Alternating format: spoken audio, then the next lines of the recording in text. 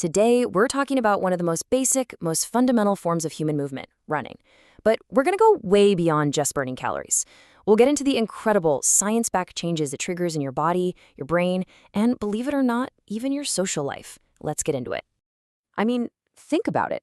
Running is one of the most accessible exercises on the entire planet. You don't need a gym membership. You don't need a bunch of fancy equipment. It's just you, maybe a pair of shoes, and the open road. That beautiful simplicity is exactly why millions of people do it, whether it's for their health, for competition, or just for a little moment of peace.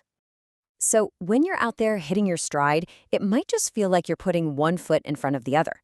But underneath the surface, oh, there is a whole symphony of complex biological processes kicking into high gear. So what's really going on inside your body and your brain? Well, let's find out. Okay, first, let's step into what I like to call the engine room, your body.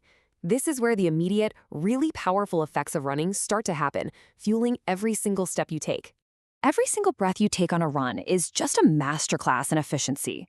Your lungs have these tiny air sacs called alveoli, and they fill up with oxygen.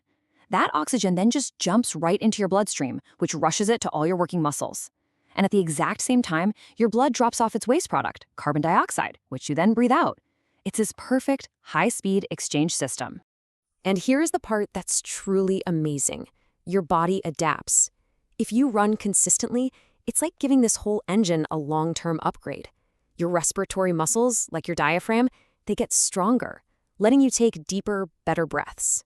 Your body literally grows more capillaries and more alveoli, creating a way more powerful and efficient system for getting that oxygen where it needs to go. And this number right here? This is the payoff. Get this. Running for just 5 to 10 minutes a day can slash your risk of death from cardiovascular disease by a staggering 45%. That is an absolutely incredible return on your investment. But the benefits of running go way, way beyond the physical.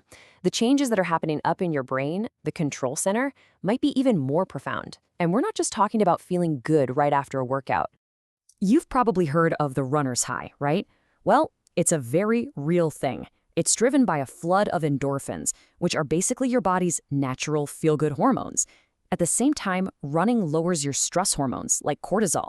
This whole chemical cocktail is why a good run can feel like you're hitting the reset button on your brain, and it's why it often helps ease feelings of anxiety and depression.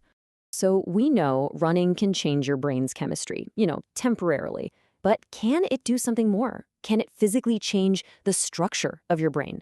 Can it actually rewire it for the better in the long run? Well, the answer from a truly landmark study is a massive, resounding yes. Researchers took a group of older adults who didn't really exercise and put them on a 1-year aerobic program. What they discovered was frankly kind of mind-blowing. Just look at this number. After 1 year, the folks who exercised showed, on average, a 2% increase in the volume of their hippocampus. Now, I know 2% might not sound like a lot, but trust me, in the world of neuroscience, that is a huge deal. Here's why that 2% is so incredible. The hippocampus, which is a critical hub in your brain for memory and learning, it typically shrinks by 1 to 2% every single year as we get older. So what this study showed is that a year of moderate exercise didn't just stop the decline, it effectively turned back the clock on a key part of the brain by 1 to 2 years. So what's the secret ingredient here? It's a protein called BDNF. The easiest way to think about it is like fertilizer for your brain cells. It helps them survive, grow, and stay healthy. And what does running do? It cranks up your body's production of it. The study found a direct link. The more BDNF you have, the bigger your hippocampus. Simple as that.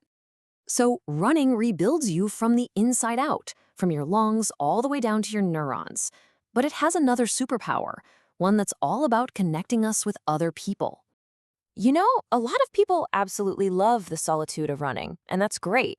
But as this quote from Ace Fitness points out, turning that solo activity into a shared one can unlock a whole new set of amazing benefits. Let's just break this down. When you're running alone, all the motivation has to come from you. With a club, you've got people cheering you on. Safety is a big one, right? There's just security in numbers. And yeah, running alone gives you that quiet time, but a club builds a real community. And you get access to training advice you might never get by yourself. So yeah, the bottom line is running with other people gives you that built-in accountability. It's way harder to skip a run when you know your friends are waiting for you. It's safer, you get support, and you share that experience, which is just a powerful, powerful antidote to feeling lonely. Okay, we have covered a lot of ground today, from the microscopic level of brain proteins to the huge macro level of social connection. So let's bring it all home and cross the finish line with the biggest takeaway. If you remember anything from this, remember these three things. Number one, running builds a more efficient body. It strengthens your heart, it strengthens your lungs. Number two, it builds a younger brain. It can literally reverse age-related decline in your brain's memory center. And number three, it can build a stronger community, helping you connect with others and fight off isolation. You see, running is so much more than just a workout. It's a tool. It's a tool that can reshape your body, rewire your brain, and reconnect you with the world around you. So the only question left is, are you ready to start?